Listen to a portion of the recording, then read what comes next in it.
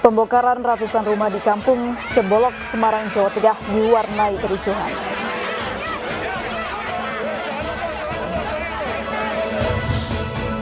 Usai hujan melanda, sejumlah permukiman padat penduduk di Jakarta tergenang.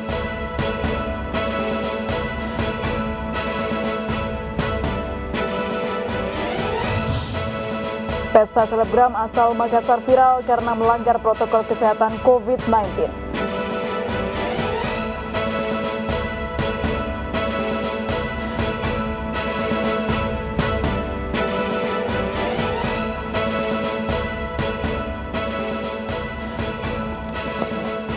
Halo, selamat malam pemirsa. Kementerian Pemuda dan Olahraga dan Polri sepakat memberi lampu hijau penyelenggaraan kompetisi sepak bola di masa pandemi. Bersama saya, Aprilia Putri, inilah Ayus Malam selengkapnya.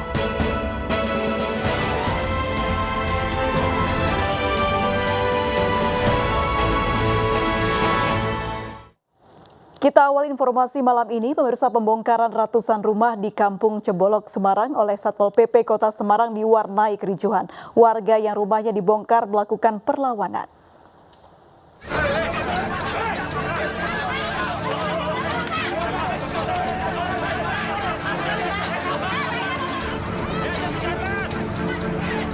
Pembongkaran ratusan rumah di Kampung Cebolok, Semarang, Jawa Tengah berlangsung ricuh.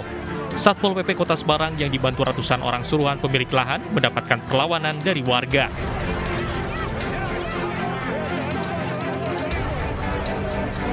Warga sempat berusaha menghadang petugas Satpol PP saat masuk ke perkampungan. Kuasa hukum warga yang datang diusir dari lokasi. Sementara kuasa hukum pemilik lahan terluka di kepala akibat lemparan batu.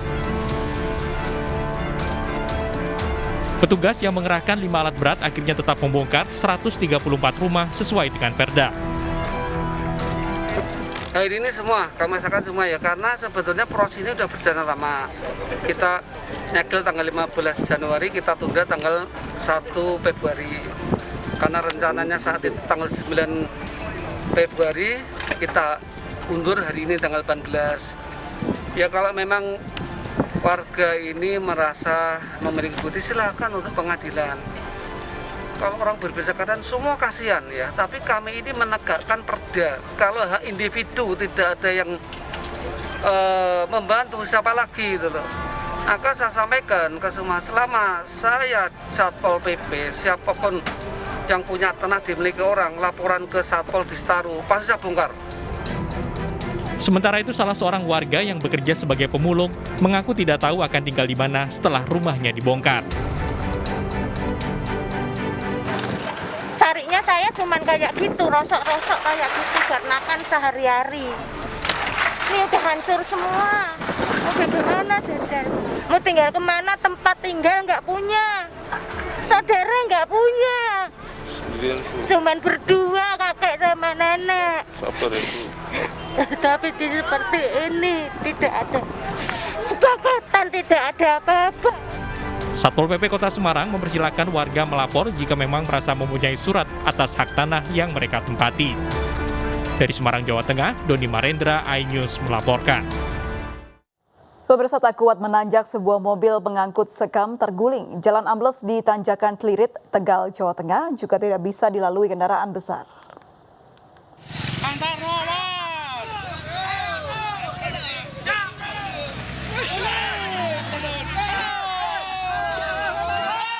Mobil pengangkut sekam ini terguling di Tanjakan Celirit, Desa Kalibakung, Kabupaten Tegal, Jawa Tengah. Sebelumnya pengemudi telah diperingatkan jika kondisi jalan rusak, tetapi pengemudi nekat hingga akhirnya mobilnya terguling saat menanjak. Relawan dan warga pun menolong pengemudi dan kernetnya. Keduanya selamat dari peristiwa ini. Tanah bergerak di Tanjakan Celirit terjadi karena hujan deras sejak Sabtu pekan lalu. Warga yang melintas harus ekstra hati-hati agar tidak terjatuh.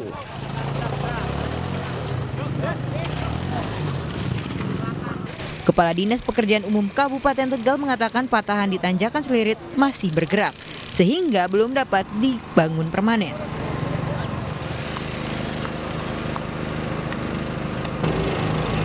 Patahan ini selalu bergerak. Dari yang kemarin 60-70 cm, ini nambah lagi sekitar 40-50 cm. kemungkinan masih terjadi pergerakan.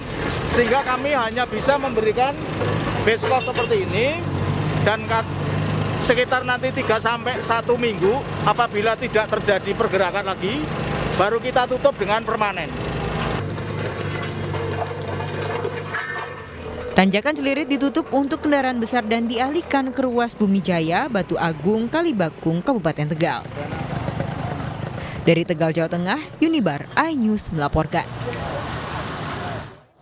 Seorang pria di Pasuruan, Jawa Timur meninggal dunia akibat terseret arus banjir. Proses evakuasi jasad korban pun berlangsung dramatis.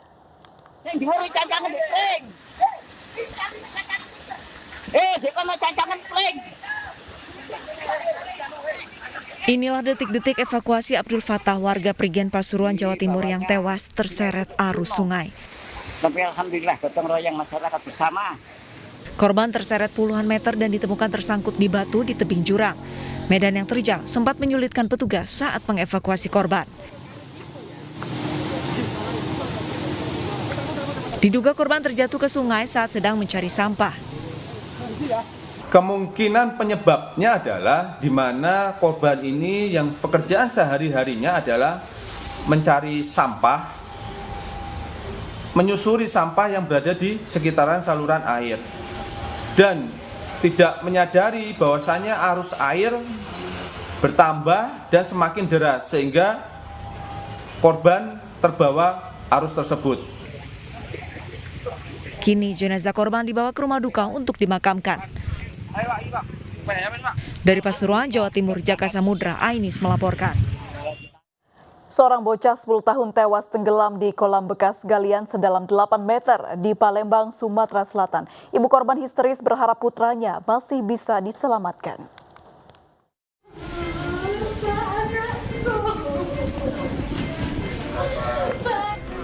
Seorang ibu di Palembang, Sumatera Selatan menangis histeris mengetahui anaknya tenggelam di bekas galian batu bata sedalam 8 meter.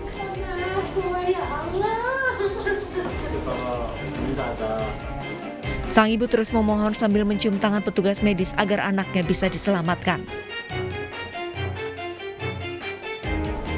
Tangis histeris pun semakin pecah setelah tim medis meminta sang ibu untuk merelakan kepergian putranya yang baru berusia 10 tahun.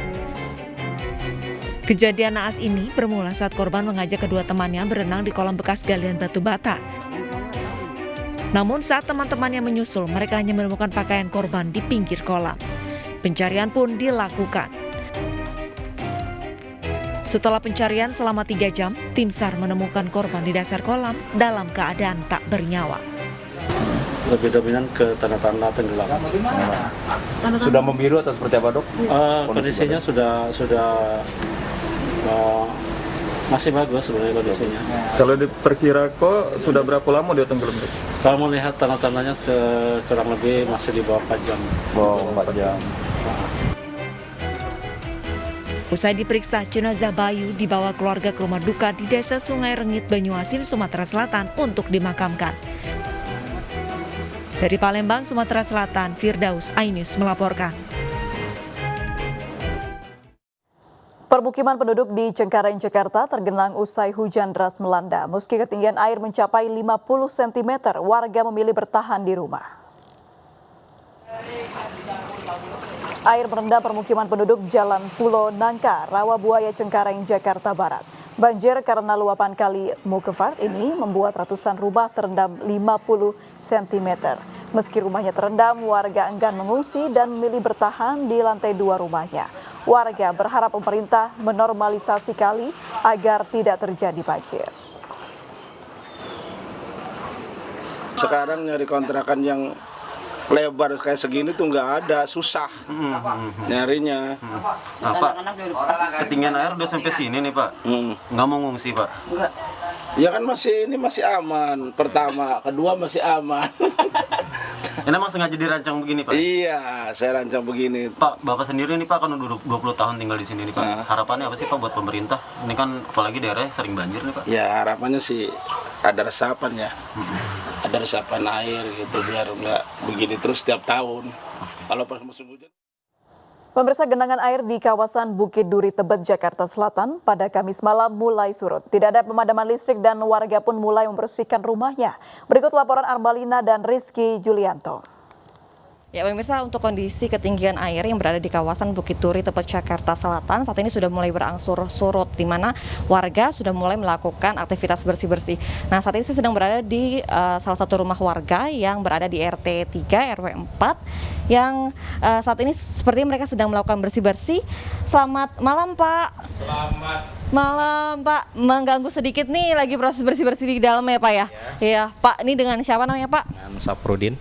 Pak Safrudin. Ya. Pak Safrudin, tadi kan intensitas hujan di Jakarta ini cukup tinggi. Nah, salah satu dampaknya ada di kawasan Bukit Duri nih, Pak.